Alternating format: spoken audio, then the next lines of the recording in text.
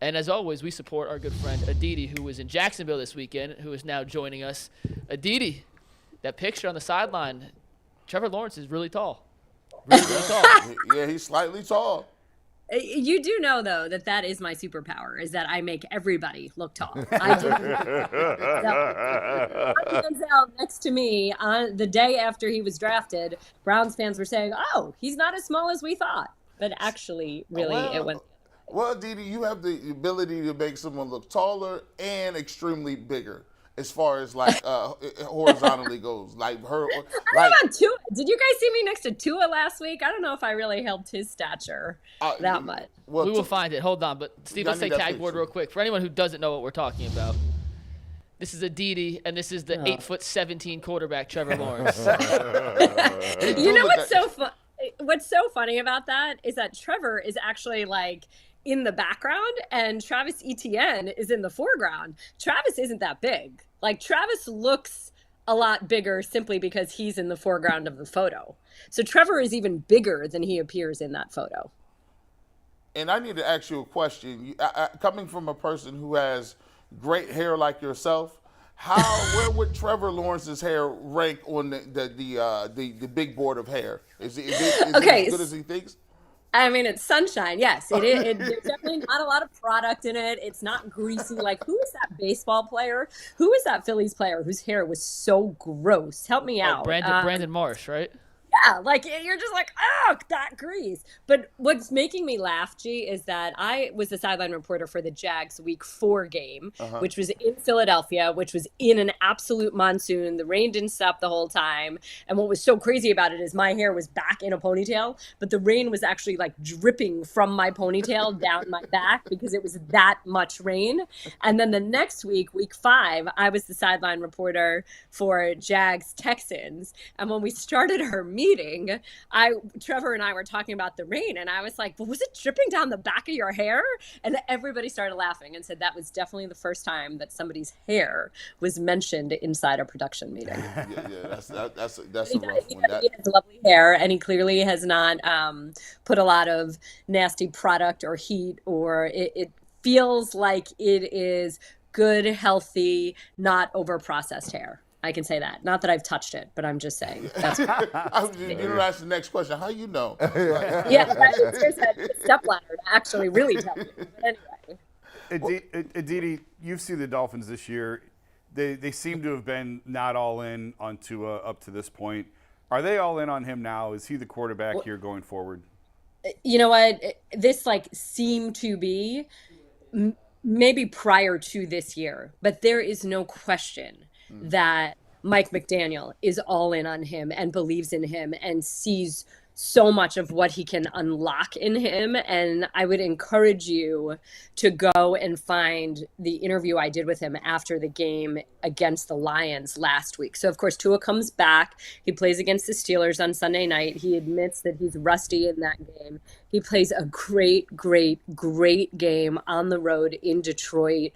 They're down in the first half, and in the second half, I mean, just picking apart that defense, knowing exactly where to go, what play to get in and out of, when to hit Hill, when to hit Waddle. We've heard Tyreek Hill say over and over again that he is the most accurate quarterback he's ever been around. And I think that this is a statement, too, on the coaching, and not just the coaching, but having somebody believe in you. And you can really see the way that Tua is blossoming under a coaching staff that wants him, thinks he's special, and knows how to take advantage of every piece of him that is indeed special.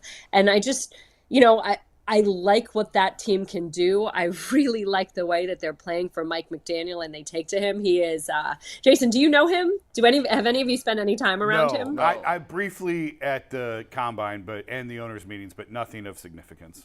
Okay, so admittedly, he's not necessarily out of central casting, right? Like, he's not Kevin O'Connell. He's a little bit goofy, a little bit of an odd duck. He, again, I'll take you behind the scenes in our production meeting. He's talking about the way he tries to keep guys on their toes, and then he throws out to us,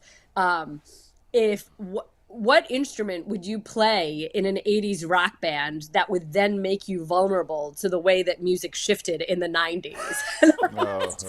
Saxophone, baby, saxophone. Right. I mean, real it's instrument.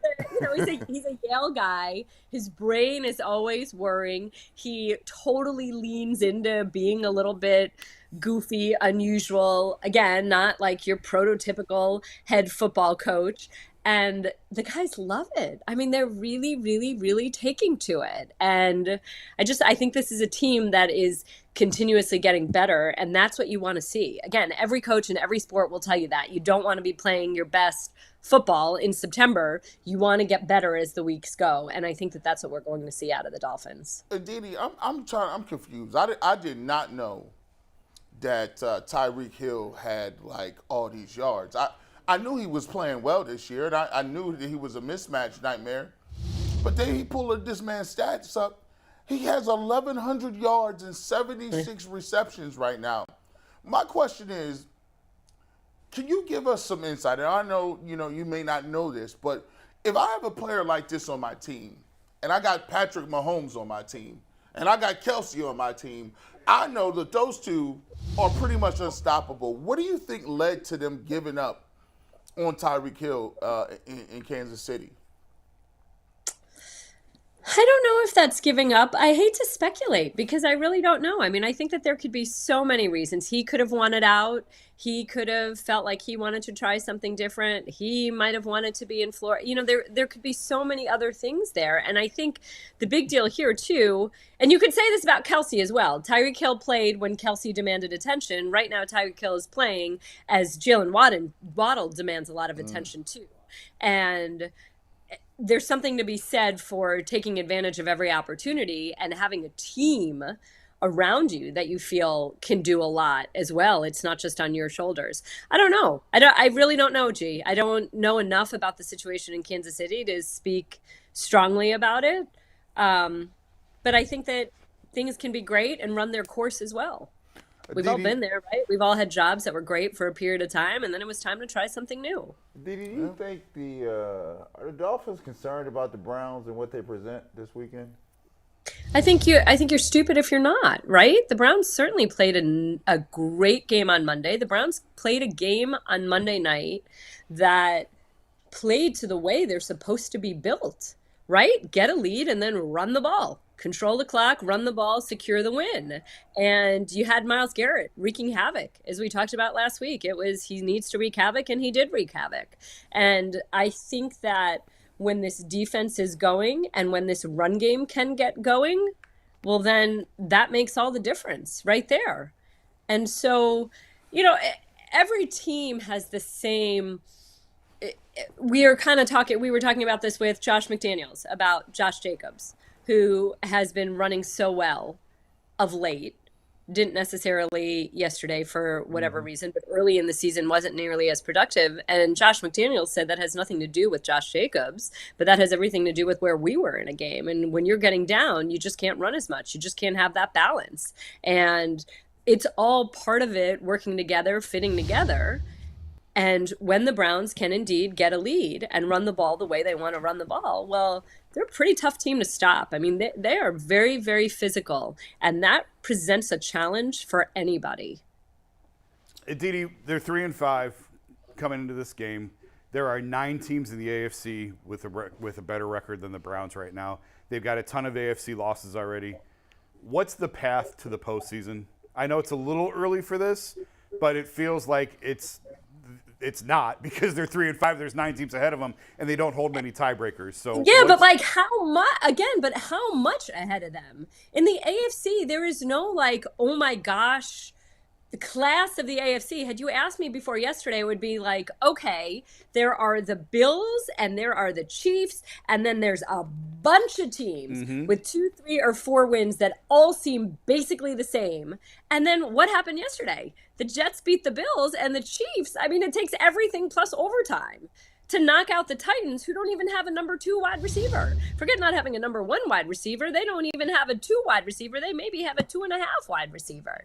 Or I mean, quarterback. and the Titans play in a way that everybody knows exactly what they're doing. There's no trickeration there. It's stop Derrick Henry, and they still can't do it. So I think that right now, it's just kind of focus on your part. And we have no idea how any of this is going to shake out. I still do believe that the Bills and the Chiefs are the class of the AFC. I'm with you. Yep. But I think both are beatable. I think that there is nobody that you're looking at and saying, holy cow, that team is invincible. No one's going to catch them. And again, I keep saying this to you, it's just about getting in the dance. It's not really about catching the Bills or the Chiefs right now. It's that whole middle section, that whole middle class. Who in that middle class is distinguishing themselves? Well, right now is that moment. So, and I'll give you another one. This is, it's funny, this Frank Reich news just came out, and I'm upset about it. And I was looking over some of my notes, from because 3 weeks ago I did the Colts-Titans game and just enjoyed Frank Reich so much. Matt Ryan at the time was the starting quarterback, what Matt Ryan had to say about Frank. Anyway, so as I was going through my notes, I'm thinking about a lot of things that coaches have said over the course of this season to me in those production meetings that really kind of stick or sort of truisms.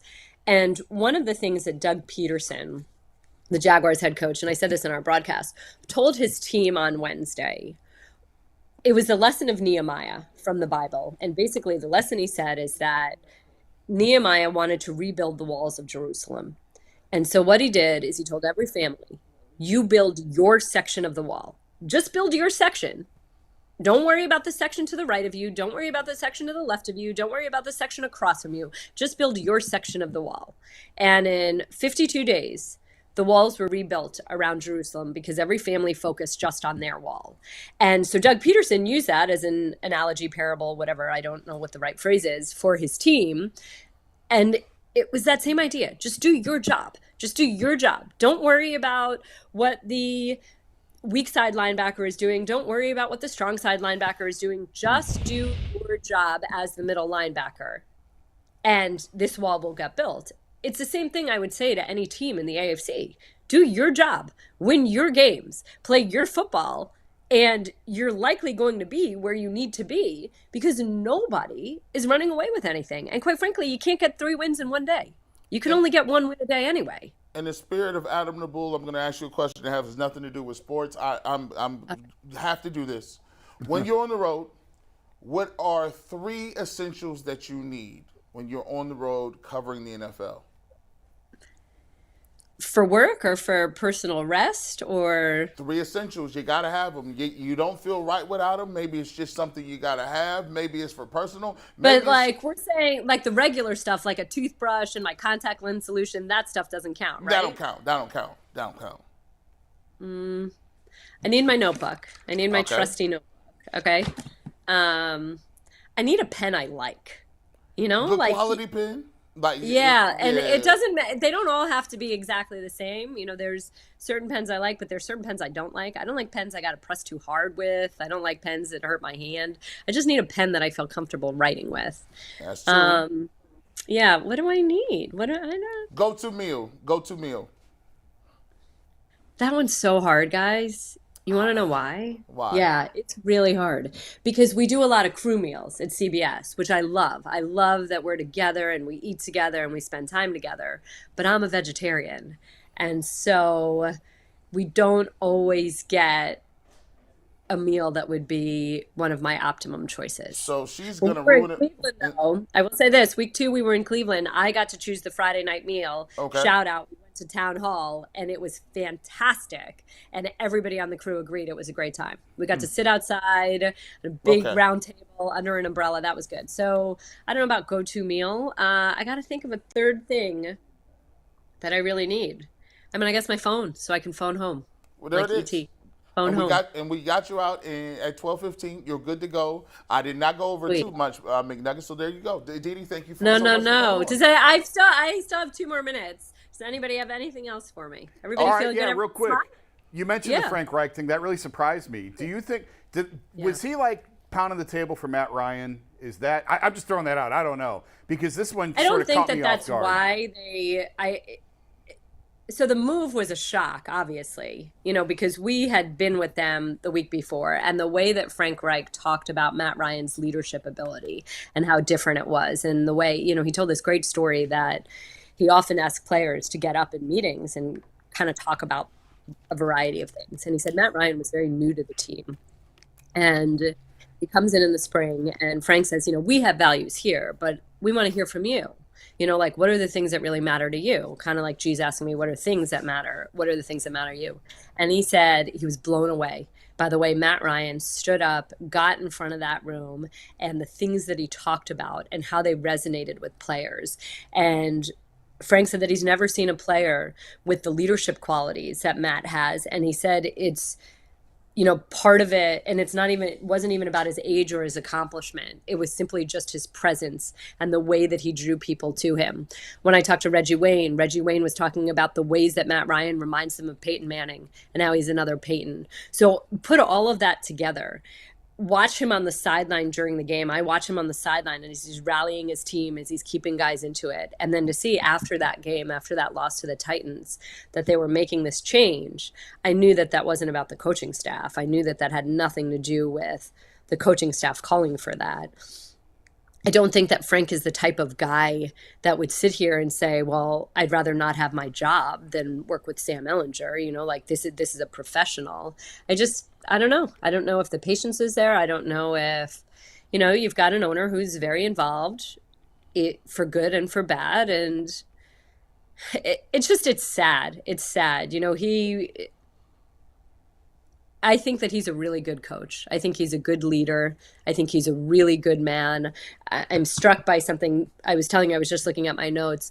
Matt Ryan said that in all his years of playing football, he's never been around a coach, and I should find it exactly. He said it's the amount of respect that everybody has for him.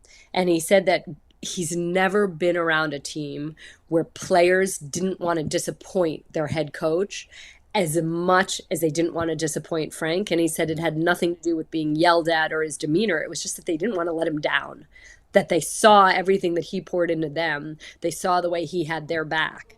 And so the Colts players in turn, it's almost like you don't want to disappoint your parents. They didn't want to disappoint him. And when players play for a coach, it's what I would say for Mike Vrabel. I don't know that there's anyone. I don't know that there's any coach that gets his players to play for him harder, but it's very similar that these players certainly wanted to play for Frank. But again, there's only so much a coach can do. Roster construction has a lot to do with it, the quality of the talent that you have, all of that. True. It is funny. It's funny who has patience and who doesn't. And we sort of knew that Frank Reich was on the hot seat. We sort of knew that Matt Rule was on the hot seat. We saw that the Panthers fired 2 assistant coaches yesterday. We saw that the Lions a week ago fired an assistant coach. And, I'm sitting here in Pittsburgh, and they're not doing anything with their offensive coordinator who, hasn't produced anything, no matter who the quarterback is, and who hasn't inspired sort of the same fervor from his players, but he's got a head coach who believes in him. And so different ways to skin a cat, I guess. Yeah. Aditi, thank you so much for your insight on this. Good luck this weekend as always. And thank you. Make sure you pack your toothbrush too. Yeah. Always. Gotta have Fresh that. breath. Thanks, Aditi. Aditi, I appreciate you, man.